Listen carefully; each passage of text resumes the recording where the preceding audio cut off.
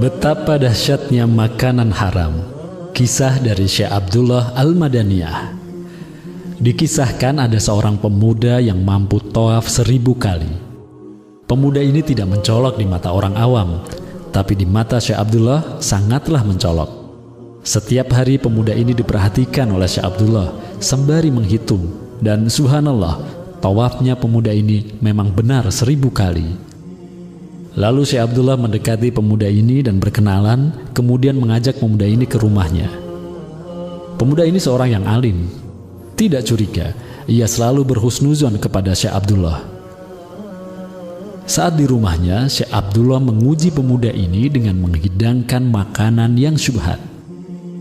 Pemuda ini pun menyantap makanan yang diberikan Syekh Abdullah. Tapi esok harinya, ketika pemuda ini mencoba tawaf, pemuda ini tidak mampu melakukan tawaf 1000 kali, melainkan hanya 150 kali saja. Syekh Abdullah kembali mengajak pemuda ini ke rumahnya. Beliau kembali menghidangkan makanan, namun kali ini makanan yang haram. Pemuda tersebut tetap tidak merasa curiga, hanya kemudian akhlak pemuda ini merosot jauh. Ia lebih suka marah-marah, sholat pun tidak tepat waktu. Ketika pemuda ini mencoba tawaf, ia tidak mampu tawaf 1000 kali atau 150 kali. Ia hanya mampu melakukan tawaf 3 kali, dan itu pun sambil malas-malasan.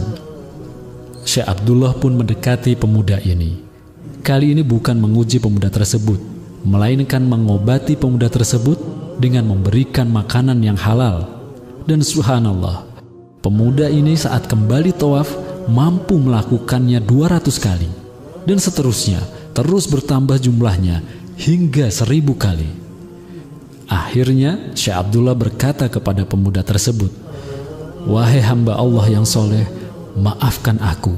Sesungguhnya aku ingin mengujimu karena rasa kagumku kepadamu yang mampu tawaf 1000 kali." Tak disangka pemuda ini ternyata seorang wali. Ia menjawab perkataan Syekh Abdullah yang tersimpan di hati beliau.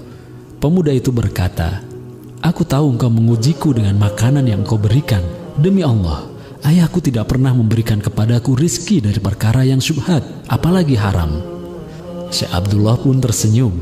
"Wahai pemuda, kau bukan orang biasa. Apakah hanya aku yang bisa melihatmu?"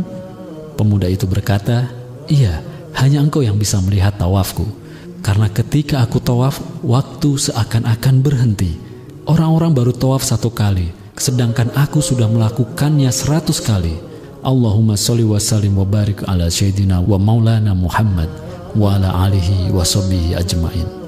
Ingatlah, rizki yang tidak jelas asal-usulnya, yang masuk ke perut atau yang kita pakai, dapat mempengaruhi kualitas ibadah kita. Tubuh kita akan menjadi malas, dan akhlak kita pun dipastikan akan merosot.